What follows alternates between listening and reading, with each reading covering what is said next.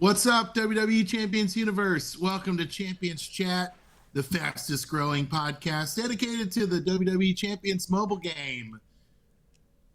I'm Big E, Rusty Graves, and with me as always is Kofi Kingston, Lee Brown. We're the New Day. What's up, Lee?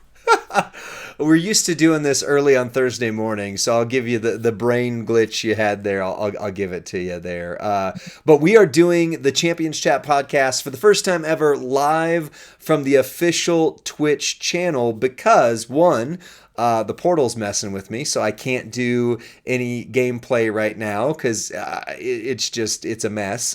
And two, because we had such a busy day yesterday. Both of us are working a lot extra this weekend.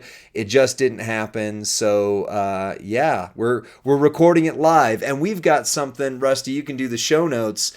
But I want to share with the community here.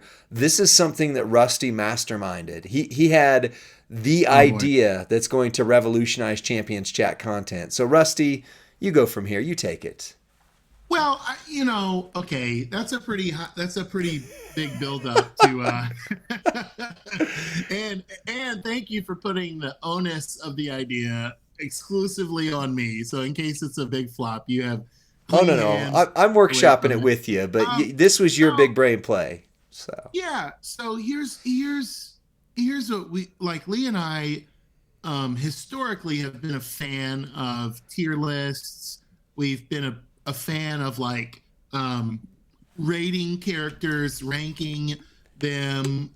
We do it even on our Friday night streams. We try to do like who are the top four acros right now in the game. So it's something we're always playing with this concept of like, can we truly grade a superstar? And can we grade them when they receive a rework or when there's someone new to the game?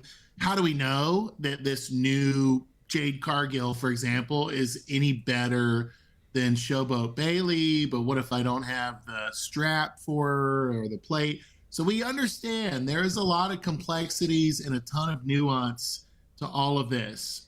But what I am hypothesizing is that we can come up with a list of parameters that we can begin to give a ranking or a rating to based on damage output, for example, would be one category. And then on a scale, what would it look like if we were able to put damage output on a scale and then compare to other meta relevant superstars, right? What yep. if we were able to put other categories like recycling, right?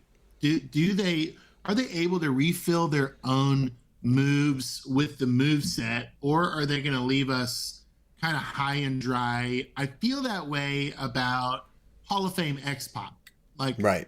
Like Hall of Fame X-Pac should be probably rated lower on recycling than Showboat Kevin Owens, who Yeah. constantly refills his own moves, right? And so so we want to come up with like some very relevant categories that we can always run a superstar through and then assign a grade or a rating to. And we think this is going to be our unique contribution to the community instead of an in-depth preview video, which so many of our counterparts do masterfully. Yeah. Right? You watch a Merrick's preview video and then watch a Rusty preview. And Hey. it's there's quite a contrast, right? And yet I'm always looking for is this superstar fun? Do they do something unique? How would I use this in a boss battle? I'm asking different questions than Merrick's asks when he makes a preview. And so yeah, so what we're going to try to do is to create maybe categories like entourage ability, damage output. Do they have a low MP, like 6 or less Right. moveset? Would say they are ready for turn one in a feud. Yeah. Um, So I've do they I've got a few recycle? for us if we want to start kind of workshopping it here. And yeah, and look, like BDC says, this feels a need in the community. Awesome idea, guys. And this is a friend of ours who watches, I think, content and implements the best of ideas into his gameplay. And And shares a lot of it with our faction. We've got tips from yeah, BDC yeah. that just rock us. They're awesome. And I'll just say this one last or one other area I'm thinking is like, how do they do something um uh, to a high scale, like spam a color of a gym Right. or a specialty gym? Like, do they fill the whole board up with botch gyms? Well, suddenly they're going to be an asset for boss battle, right? Or they're going to do something kind of rare and unique that other superstars mainly don't do. Um, Yeah. so So this is what we're looking at doing. And Lee, add takeaway thought there. yeah. So I think the better we can do at creating some categories, and this is where I want the chat. The first time we've ever done our podcast live on Twitch, which also, by the way, apologize. That means Rusty's audio is off sync compared to when we record this on Zoom on our own on Thursdays. But the bigger the categories, the better that we can hone this in. So when you pitched this idea to me, I pictured, I don't know how many of you are nerds like me, but back in the day, I used to collect Marvel superhero trading cards. And on the back of them, they had a power ranking or rating, and it would say like different categories out of 7 points. It was always 7 points. So they had like power, they had like speed, they had energy projection, whatever it happened to be. But it was always really interesting to me to take a look at that because you had a character like the Incredible Hulk whose power was off the charts, 7, but his intelligence was 1. And so if you're looking at that, like, okay, well, he's going to stomp and smash, but you've got a lot of other characters. If it requires finesse and thinking through, the Hulk just isn't going to get it done. So that helped me to formulate when you said like, hey, here's what I'm thinking. It was like, oh, okay, so that's what we need to be looking at. So I would say our system as we workshop it needs to be no more than 10 categories, but preferably less. I have 5 that I think need to be in the conversation right away, and I've already kind of workshopped them to be broader a little bit so that they can hit some specific needs. So the first one is power. Power. Now, that can come from gem or move damage, and we need to workshop what that means in there, and probably we'll have to change that one with each meta. Because, for example, I got my new striker Sonya Deville chase character up to 6-star 2 days ago for this feud, and Right. I didn't take her against a trickster, and she did 6 million turn 1. And in my Yeah. mind, now this shows how far I've come on certain things, but in my mind I went, she is functionally unusable with 6 million damage. That's not Wow. even going to get it done. But you Okay. take her against a trickster and you get her moment, and all of a sudden in feud she's going to be a monster. So where do we rank her on power would be one of our first questions. The second one is speed. So you mentioned low MP charge.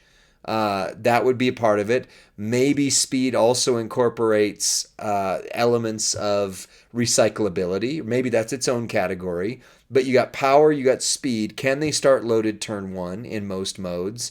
Can they get it going right off the bat? So that's a big one. The third one I have is versatility. So versatility would be, do they perform well in a certain mode or several modes? Like, are they a boss battle specialist? Do they feud well? Do they stip tour well? Do they, et cetera, et cetera. And then I have one that I think you actually spurred as we were talking just a moment ago, but accessibility. How much do you need to make that character hit? So, for example, you mentioned Showboat KO is at the top of your meta, but does he need the Bulldog's bracer? Does he need gear? Do they need a certain strap or a certain trainer that is not very accessible? So versatility or would be, I'm sorry, accessibility would be, like for example, my William Regal, I couldn't use him at a high level until I got Master of the Claymore Drew McIntyre. Now that I have Master of the Claymore, he's a lot higher, but I don't have gears. And so his accessibility score would probably be lower, even though his power and recycling and all that would be top end. And then last one, and then I'll turn it back over to you, is longevity. Longevity. How long is this character going to last beyond this meta? And you mentioned a character that made me actually kind of think this one in there, and I'm going to post this in the chat so people can see it, which was Rock and Roman. Rock and Roman does some awesome move damage now, but when we get into the 6-star gold meta, will he still do that kind of damage? Will we still think that of him? So his power level might be a certain thing now, but maybe his longevity isn't quite as there. So talk to me about what you think about these. Ricky Bobby. Don't you tell me that, Ricky Bobby. Don't you tell me my Rock and Roman's not going to be meta relevant next month or whenever that, Oh, is that a spoiler? No, no, it's absolutely not a spoiler. Proverbially, whatever, next month, meaning in the next cycle, the next meta, 6-star gold, whenever it comes. I think the speculation I've read from the community is that they think it somehow coincides with SummerSlam. Yeah. I don't know if that's true. I don't know if there's any validity to that. I've never tracked that over the years. But that is what some of the people are saying. Hey, and so if you're joining us on stream right now, we got two Bob in the chat. Good morning to you. We are on stream early today. We are recording an episode of Champions Chat podcast during the stream. And what we're talking about today is how could we, with integrity, rate superstars by developing key areas that we assess, like maybe their damage output or how well they recycle. Could we develop a framework that would actually give us a grid for comparison when a new superstar is released or when they revamp one, when they tell us, hey, the Dudleys are getting a rework, right? Well, you see that, entourage ability goes way up, and yet, you go, well, the damage output's still terrible, right? So how do we give a superstar a grade? How do we really say, right? And not necessarily in a tier ranking, and not necessarily on a where it's like, but hey, and currently we think this is truly an S tier superstar, and here's why, and or no, it's not, right? And here's why. So that's what we're thinking, and we think if we do that, if we figure out, kind of crack this code, we can do it beyond just plates or straps or something that might, like the drip plate is a S plus tier plate that makes the worst superstars S tier, right? Hall of Fame Andre, great example. Yeah. But what's Andre's grade without the drip? Right. So it's always hard to know, especially, let's say you get someone that's a little older in a pull, and we go, well, do I really want to work this up? Do I really want to invest, maybe limited resources in this? So I like all That's that. what. And I think that the more we can work this together, the more we can get something that is maybe not a tier list system anymore, but is something that you can do to see like what will this character have that goes on, beyond. So like, for example, if we look at longevity, one of the questions that come up in here is this character meta proof? So longevity score would help to add into that, and so what I've kind of thought about, like, since you pitched this, is if we can come up with, I gave 5 categories, but maybe there's 7, whatever, maybe there's 10. If we can come up with the most relevant categories and then give them a point scale for each, you, instead of saying like, oh, this character is clearly S tier or whatever, what they might have is, well, at boss battle they're S tier, but in tours they're not, or whatever. So it's a lot more nuanced than just saying, oh, this character is better than that character. Because, again, go back to those Marvel trading cards. The Hulk is one of the most powerful things ever, but unless you get the intelligent gray Hulk, he's not super smart. And so how do you rank Hulk versus Iron Man? Well, it depends on the task, right? If you need versatility and intelligence, Tony Stark is the right way to go. But if you need raw power, well, of course it's the Hulk. It's just they're doing different things in different ways. And so this gives us the ability to say, in each of these important categories that we come up with, what do they rank? So here's my 10-point scale that I sent to Rusty earlier. So however many categories we have would be a 1 to 10 scale. I'm going to drop it in the chat and then I'm going to say it. So if we give them a 10 or a 9, that means they are S plus in that category. If we give them an 8 or a 7, that means they're S in that category. A 6 to 5 is A, 4 to 3 is B, and 2 to 1 is C. So then you get an overall ranking score. Like, let's say we have 7 categories and this particular character is a 63 out of 70 or whatever. You can see their overall power, but then you also have, well, the reason they're 63 out of 70 instead of 70 out of 70 is because maybe their versatility is low. And so they get a 2 out of 10 in versatility or something like that. So that way you can see not just, oh, one ranking that, tier lists, we love tier lists. Shout out one more time to Twilight Bats. Like, that tier list was amazing. Shout out to Haven. That tier list was amazing. But that was also in an era of the game where it was pretty much just, is this character good? Yes or no. Now it's, is this character good at? Or what is this character good at? And so that kind of breaks it down from there. So what are you thinking so far, Rusty? I know you're interacting with Tubob in the chat. We love Tubob, by the way. Thanks for joining the stream and by proxy making it on the podcast. Sounds like Tubob wants to be part of this project, and I think that's really great to have a team of minds that are so much, I guess, more informed than my own, and so I love that.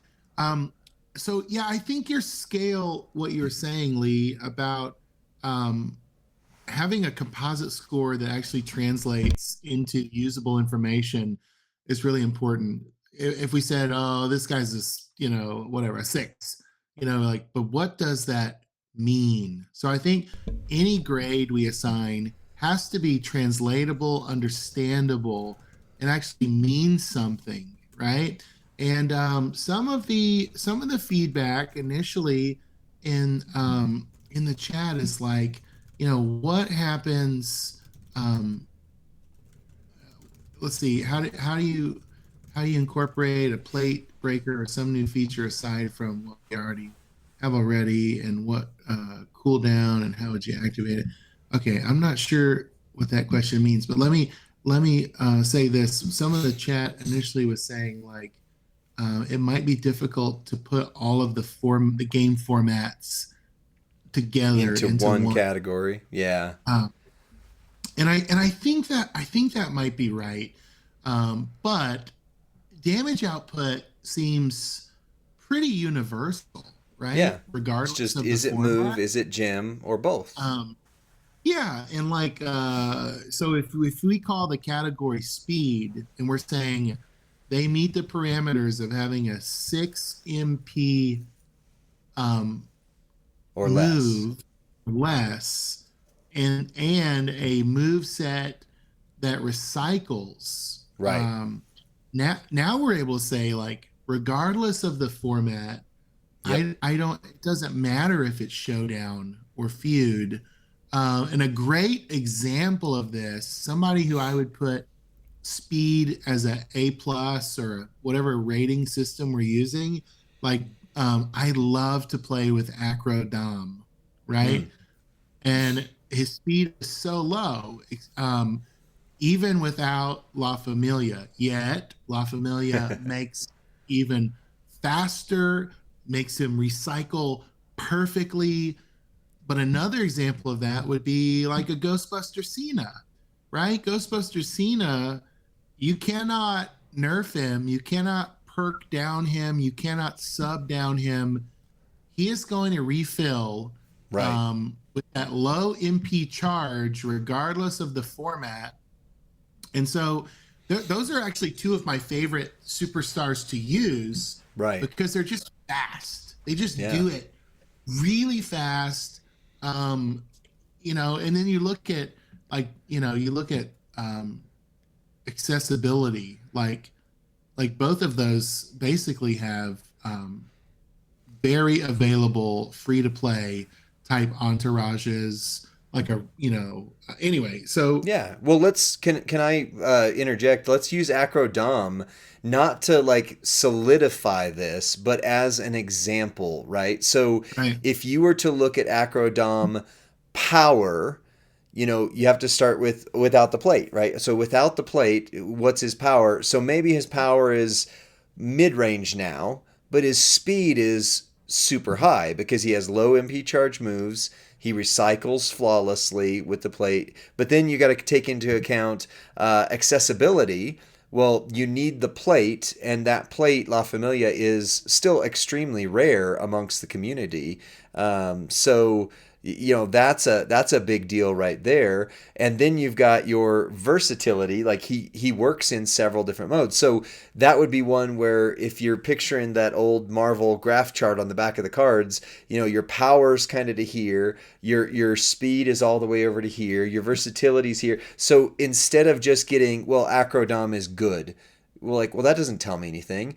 Acrodom Right. is useful in these areas, and he's going to shine because of that. And the other one you mentioned, Acro John Cena, when he came out, his damage output was insane, but now Right. it's a little more mid, right? So we would have to adjust the power, especially rankings, based on what meta we're in. But if we were to look at the longevity metric, we could have looked at the longevity metric when he came out if we were doing this power ranking system, not pancaking system. See, I brought back in the New Day intro. Yay.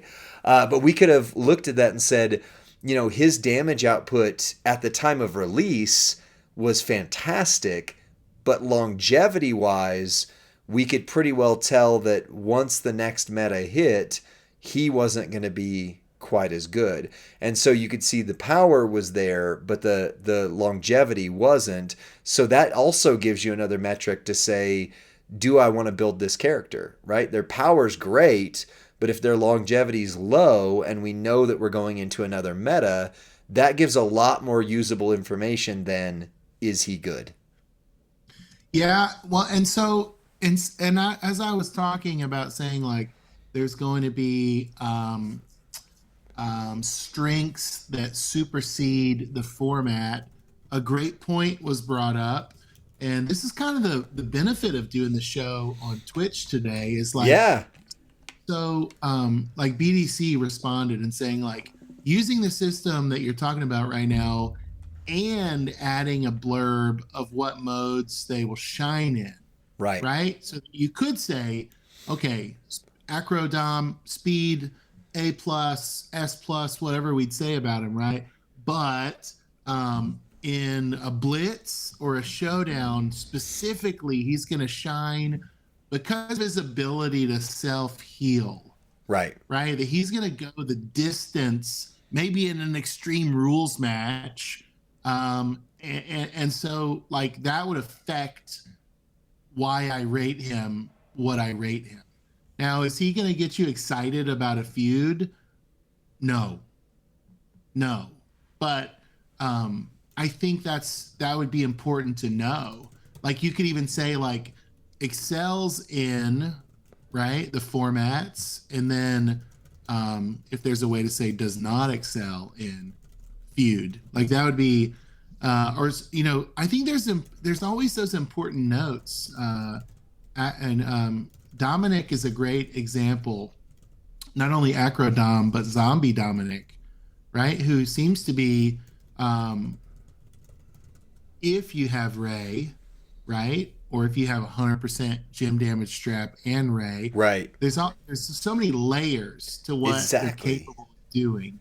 But I think assembling a ratings team might be something that we're stumbling onto here, and maybe even making a little Discord chat with Bob and BDC and a couple of guys who really help drill down how we rate people and why. Like, that feels to me really good. Like, we might be making some ground on, can we objectively arrive at some clear ratings. Right.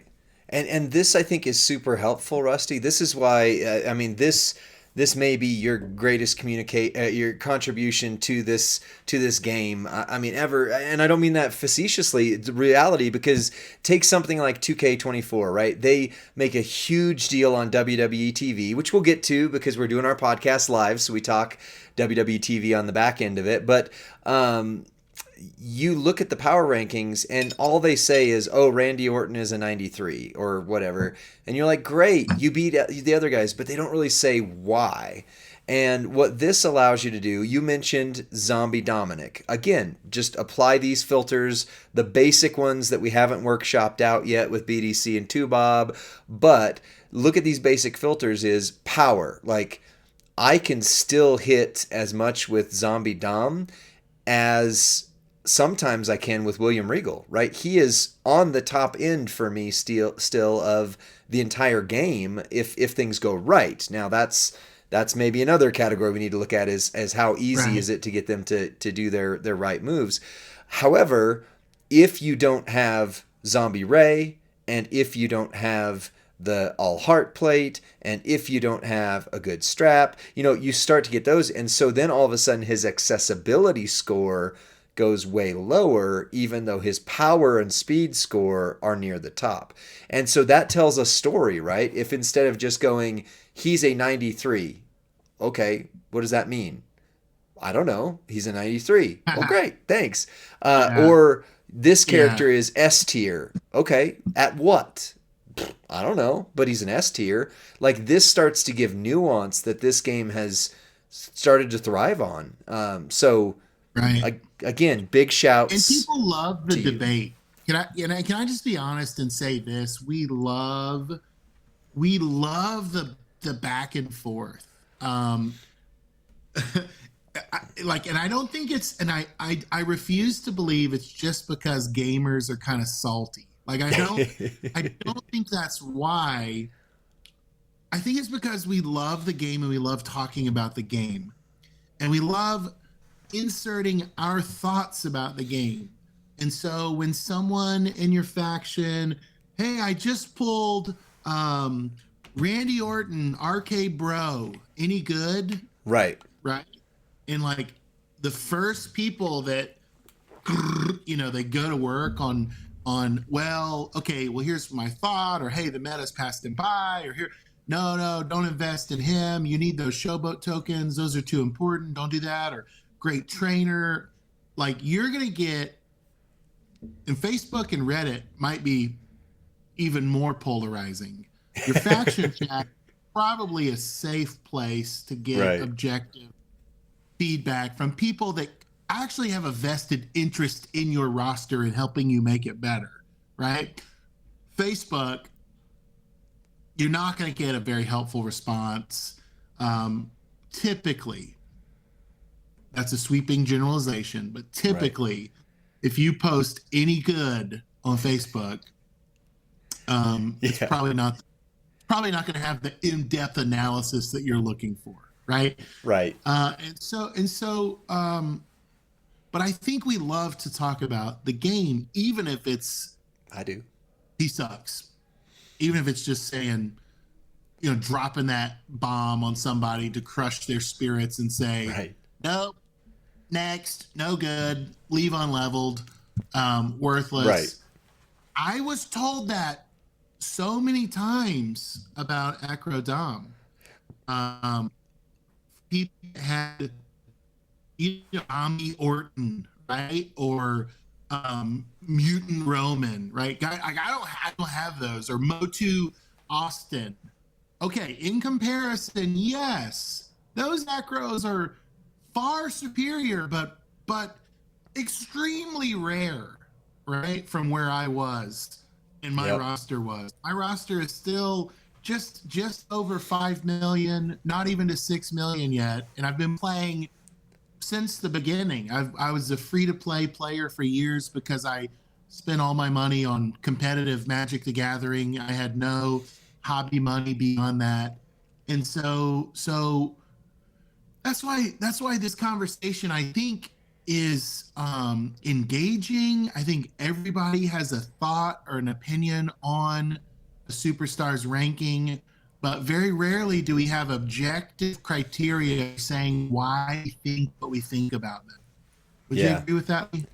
I would. I'd also like to let you know that your internet seems to be dipping pretty hard, and you've got like some weird glitching going on. I heard the words though. That's the important part. Okay.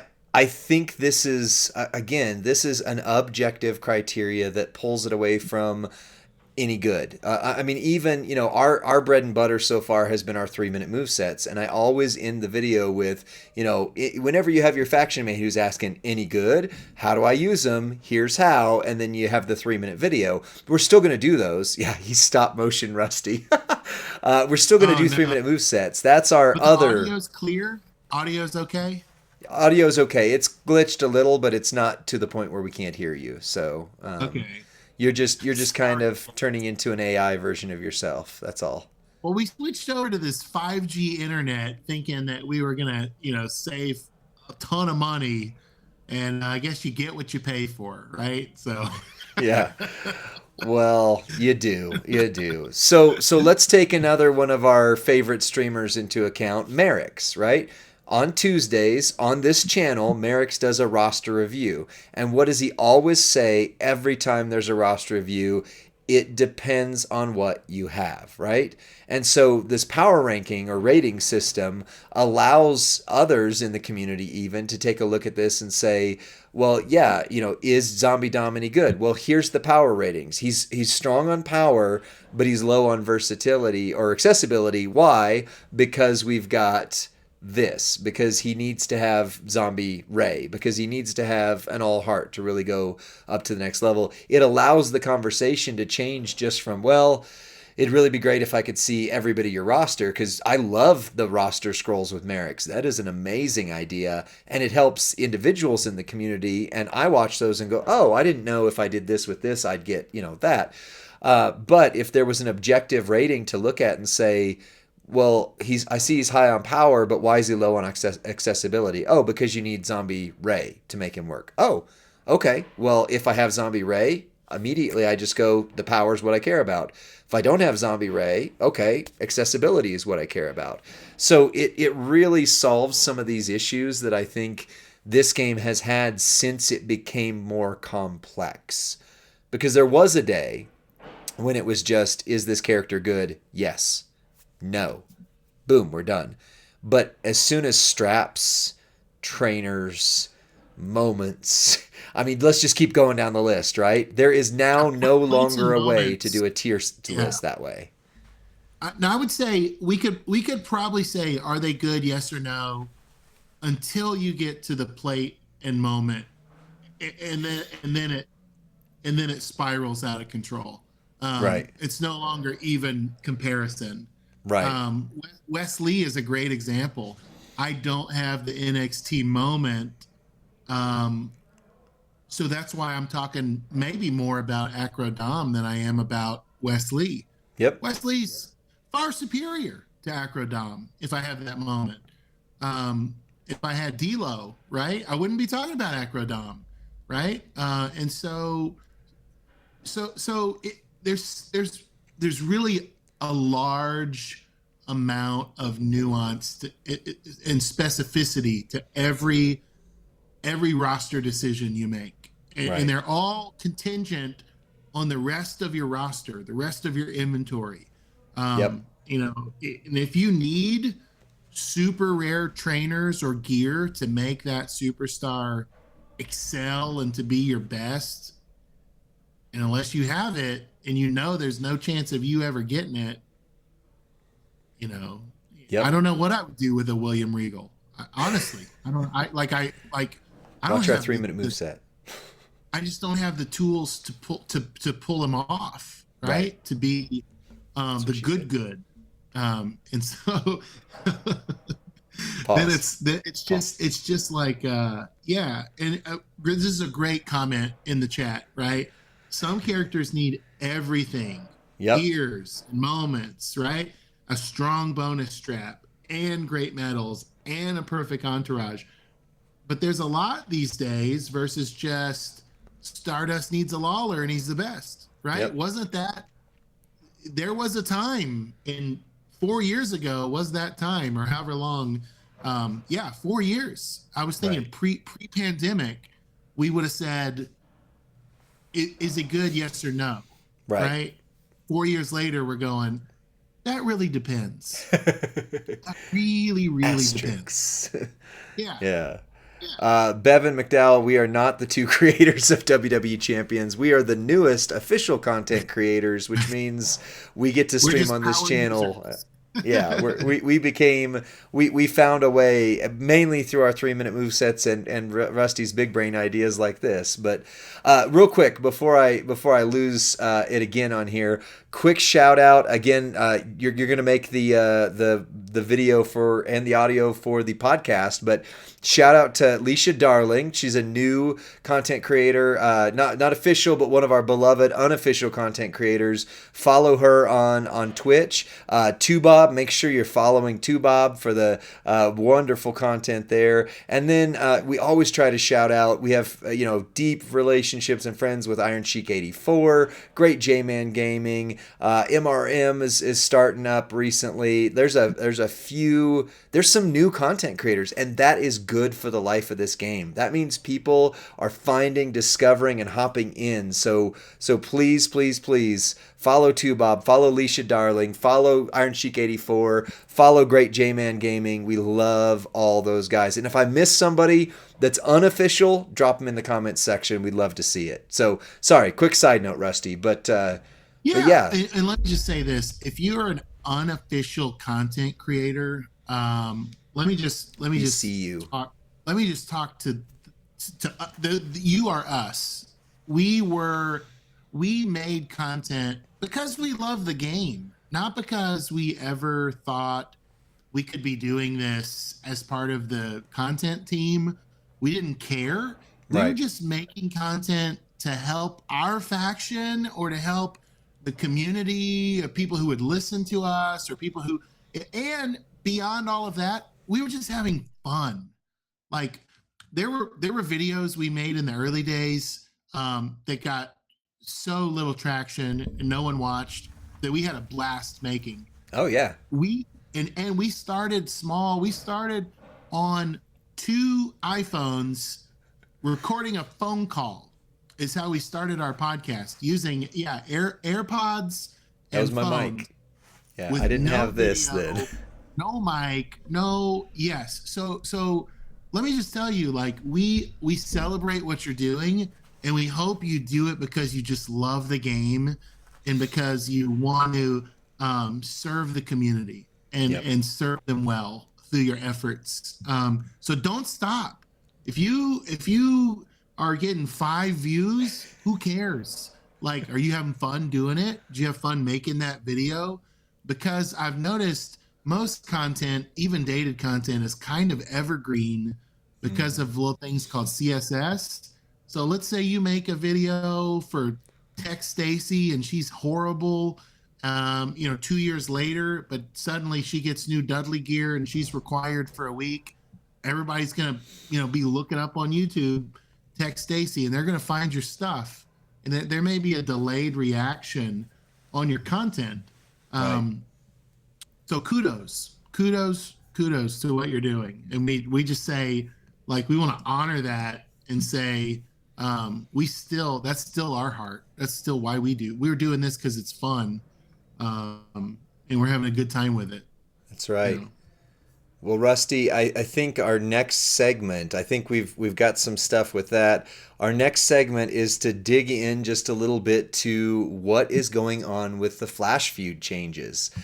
So I just dropped a link in the comments on this video. That is, if you're live on Twitch, that is our deep dive into the blog. So Goldie read the blog last night, gave the initial impressions. Make sure you check out Goldie's Gaming. We're going to put that in the chat. Goldie, right there. Make sure you follow her. Great job, Goldie. So we're not replacing that content. We're just digging a little bit deeper. It's an hour-long video. So, it starts in an hour. We're streaming for the next hour, but, go into it, take a look. But let's talk about what in the world is going on. And by the way, Bevan McDowell, once again, we don't create this game. we are not the ones who make the game. We're not devs. So not possible to do that. But if you go onto the forum, you can on the portal, you can share your voice. So, Well, Rusty, what about that? yeah, yeah. So, scoring scoring has been adjusted, and I would say even the preface of the blog was that scoring has been adjusted based on the feedback the community gave them, and so and I don't think there's ever a way to get it so perfect that everyone will be super pleased with every result.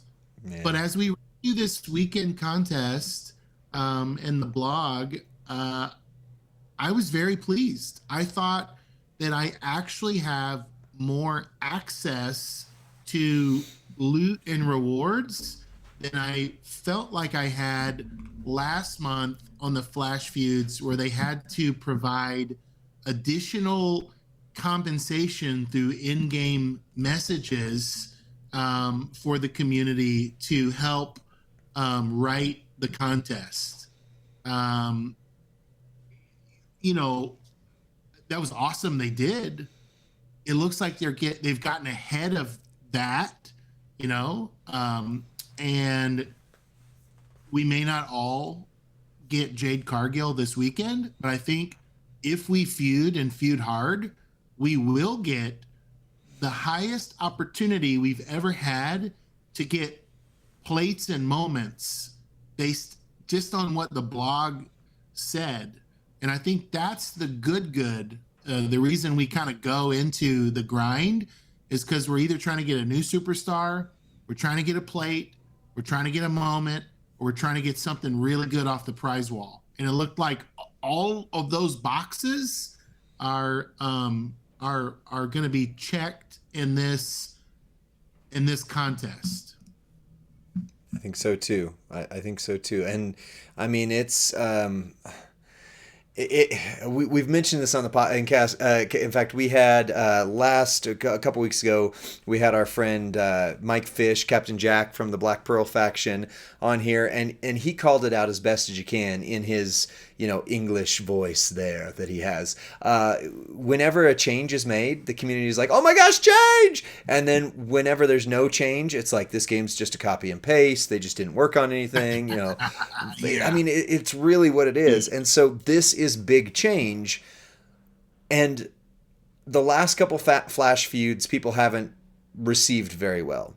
The one thing that we're not Scopely marks on things. We're on the official channel. I would say it on the officials. I would say it just on our regular version of the podcast next week. Although next week we have Iron Sheik and Great J-Man hopefully on with us. But what we want to say with this is I didn't like the execution of the last couple Flash feuds, but I appreciated the fact that they were trying to change things up. Like, if it's just the same thing every week, it's like, oh, well, yeah, I hopped in, I did the same thing. Boredom starts to set in. It's like, yeah, I got this character now, but that's it. That's the only big difference. The biggest thing for this is, even if it doesn't go as well as it looks on paper, they are trying to hone in this mode so that it's not the same thing it was 6 years ago, if there was Flash feuds this way, 2 years ago, where it's just like, you still playing that same mode, like, yeah, I'm doing the same thing I did last time, blah, blah, blah. This is a sizable change to help us enjoy things in a different way. And even if it doesn't land 100% the right way, I'm in. I love it. And it does seem, notice the blog wording, because of your feedback, right? They are listening. I know it doesn't seem like it sometimes, but I promise you, from the few back-end conversations we do get to be a part of, they're listening. And they received an avalanche of feedback after the last Flash feud. And I think they've done a good job in analyzing what changes were worth implementing and which ones maybe were not. I don't think it's ever possible to please everyone. It's just not realistic unless I heard, Lee, I heard somebody say one time, if you want to make everybody happy, go be an ice cream man, because that's the only way you can ever make everybody happy is if you drive an ice cream truck, and just give away ice cream cones for free to everybody you run into. And if you're not doing that, you're not going to make everyone happy. Right. And I think this blog, I pulled it up over here on my side screen. I think what they're shooting for is clarity and simplicity. Yep. That is understandable and rewarding. Yeah. This was a great blog. Yeah, and if that's the objective that they're going for, we're going to have to put it to the test, right? We're going to have to try and say, okay, did we achieve what we wanted to? Did we understand what we needed to do? And we could probably even look at a question from the chat and see if we're able to answer that preemptively. Talking about Theory? No, it's the first time in the chat today. What I love about this early stream is we've got a totally different group that's on with us than is normally on Friday night. So we've got a first time chatter that says this: "Hi there, guys. Thanks for the effort. Love your videos. Could you dig into how people that don't have everyone for the feud need to approach it to also try to reach the end with the most points? For instance, I only have Kyrie and Bailey. So is it possible to still achieve a good end result? Sorry, new to this, so just trying to get an understanding." Because I'm so excited. I'm going to pin this question. This question came in because this is why basically you the person who posted this question, you're why we do this. Like, you're why we are excited to make videos, excited to have conversations about the game. So, Lee, we're looking at, I'm assuming, Feud 1, right? Flash Feud 1. And the only CSS they have would be bottom line. So we're looking at bottom line bonus potential there. And what we would need to ask is, so how could someone who's maybe only eligible for bottom line bonuses maximize their war score in this Flash? Is probably the real question that we're asking here.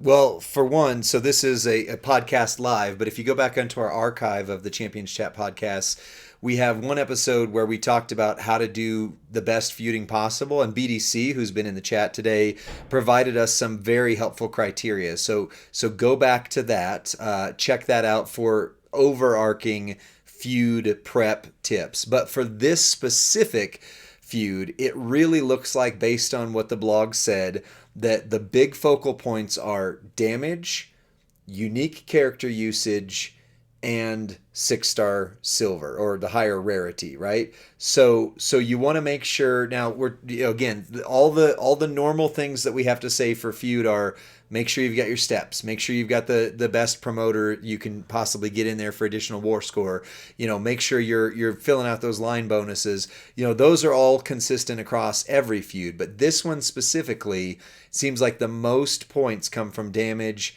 unique superstar, and beating the highest rarity you possibly can. So let's just say maybe your highest that you have personally is a 6-star bronze character. Everybody has Relentless, or not Relentless KO. I don't have Relentless KO. Everybody has the Legends cosplay KO, from last month. Everybody has Kyrie. Those Right. two free characters can hit above, plus they have plus 99 MP still. So even if you only have those two free characters, you can do some damage in here. Now, again, going back to the conversation we had just a little bit ago about our new power rating system, the accessibility for Showboat KO, you might need to have, you would benefit from having the Bulldogs bracers and, some other stuff to take him up. But his initial accessibility is pretty high. So use your best superstar, and even if they're 6-star bronze, ask yourself, can they hit up? Can they take out a 6-star silver? Because you're going to get more points for that. Is their damage output high, right? So for those who have a William Regal or the new powerhouse Steve Austin or Fatu or any of these characters, your damage output is going to be through the roof, right? William Regal can do over 100 million damage. So if you're getting per damage points, that's insane.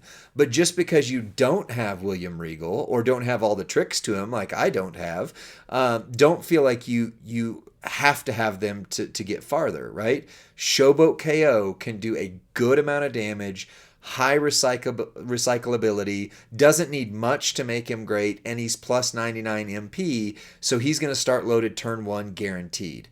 Boom. Use him, take out those you can. Also pay attention, like we mentioned on Sonya earlier, Sonya's damage is okay against everybody, but it's awesome against tricksters, right? Plus, if you have the moment from the prize wall that's been going this month, she all of a sudden takes another step up. So you have some of those things of consideration to say, does this character do well against a certain class or a certain type? Make sure you utilize that so that you can get the most amount of damage possible. So initial thoughts from me. Rusty, what are your thoughts? So specific to this person that asked, now again, I'm assuming the anyone asking a similar question is only able to fill the bottom line, right, with you, and that's so, okay. Yes, but what it also means is only fill the bottom line, friend, because if Right. you start adding additional superstars into that middle and top row, you're going to make your talent level so high that you actually can't win any brawls. Right. The computer is going to interpret your talent level cumulatively and match you up against 6-star silver opponents, Right. where you're really only, and I think this player even said, like, some of my best females are only 5 silver, right? So 4 and no more, right? That bottom row, and so you need to have a partner with a similar talent level as well, right? And so let's say you've got here's a random number, 60,000 talent from your 4, that's your total cumulative roster, your feud roster, 60K. That'd be about You need 5 a partner, gold each. Yeah, you need a partner that has about a 10K swing either up or down from you. If you're at 60K, only go into feuds with somebody that's running between 50 and 70K talent, because otherwise this is a great example. Lee and I feud together sometimes. Lee will have maybe a 200K talent and I'll have an 80K and I'll go, oh crud. Yep. What did I do? What did I do? I've got to sit here and wait for Lee to finish his line so that he can come and finish my line. And so I'm just wasting time and giving him points that I'm not going to ever be able to maybe win the match or claim, right? And so so I think it's really important that you know your numbers and that you have a partner with similar numbers and trust the algorithm then to match you against opponents with similar numbers. But if you overstack your lineup, you're just going to be so frustrated and you're going to want to quit and stop playing. You're going to be mad. But that's usually why. I call that battle cruising, when you've got just way too many people on board and you're just cruising, playing. You're playing the full 30 minutes. You're playing 8 matches and you're not necessarily getting the points that you could out of it. Right. Because you have one strong superstar battling all 8 of their lineup instead of getting your first time feud wins. Yeah. So that's some of it. I even responded in the chat. Thanks. You guys are awesome. So that's awesome. You know, gosh, yeah. Well, yeah. And real quick, OKC Thunder 98, welcome to the stream. And by the way, Rusty and I both went to college in Oklahoma City, so we know the city well. Go down to Bricktown for us. But so a couple other things as you were mentioning that.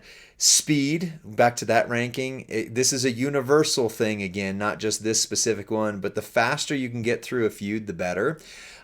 When I was in the faction I was in before, it was a sub 100. My roster was sub 4 million, blah, blah, blah. It took me everything I could do to get through that 30-minute timer, right? And luckily I was playing with people who were mostly in that same category. As we've moved into a top faction, I'm noticing that, my partner is usually done within 10 to 12 minutes. I mean, tops, and that's with full 6 stars. Unless your partner is me. Right. Well, there you go. If I'm running with, the other 98 in the faction, then I'm sorting out my family's affairs as I feud, and then right going to full 30. So yeah, that's awesome. Well, yeah. So just know your partner's speed, and if you're a 30-minute player, that's okay. Like that, as long as you're matched up with someone who's in that same camp. Like if they're done in 5 minutes and you take 30, they're going to be frustrated as all get out. But if you can match up with somebody who's in that same boat, but the faster you can go theoretically, the better. So be aware of MP charge in feud. Be aware of your trainers. Make sure your lineup is set before you go into feud. Don't be tweaking your lineup and your trainers while you're in that lobby, right? Be doing all that beforehand. And if you have characters that can be, 1 turn, 2 turn winners, like Zorro, I don't know if Zorro's still in the chat, but Zorro mentioned, Shelton Benjamin, Acro with a pyroplate can be 60 million turn 1.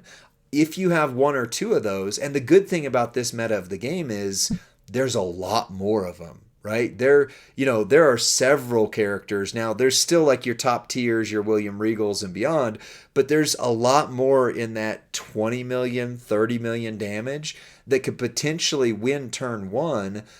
Go with those first and get those top, 6-star whatevers out of the way with your fastest characters, and only go with your slower characters, especially CSS-wise, with people who are on the low scale. And now, I know I'm going to say this again, and every time the top players go, don't do that, it's stupid, but I love the community.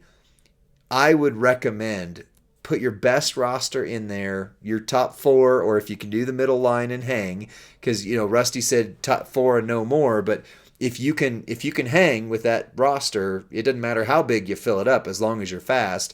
But what I like to do is throw in one character that somebody could beat no matter what. Just throw in a feeder, a fodder, a pawn, if for nothing else, because maybe they're trying to get their CSS across many matches, right. And it's with trick Asuka, who can't win a match for the life of her, and you just throw in your 2-star Nikki Bella just so somebody else can beat it. I know you lose points, so if you're leaderboarding, not for you, but for everybody else, just be kind.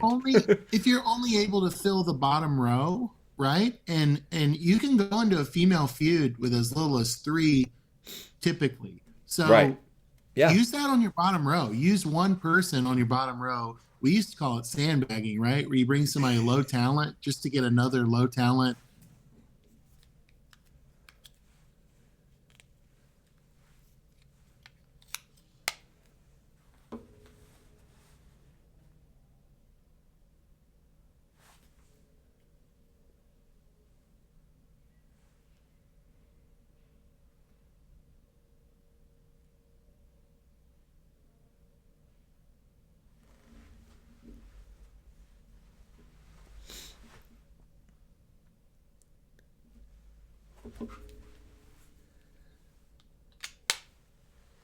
Rusty, we've lost your sound. Can you hear me?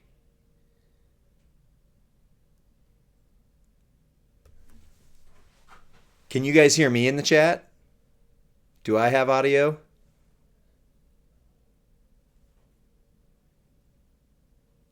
Okay. Can you guys can hear me? Yes, we can hear Lee. Rusty, can we hear you?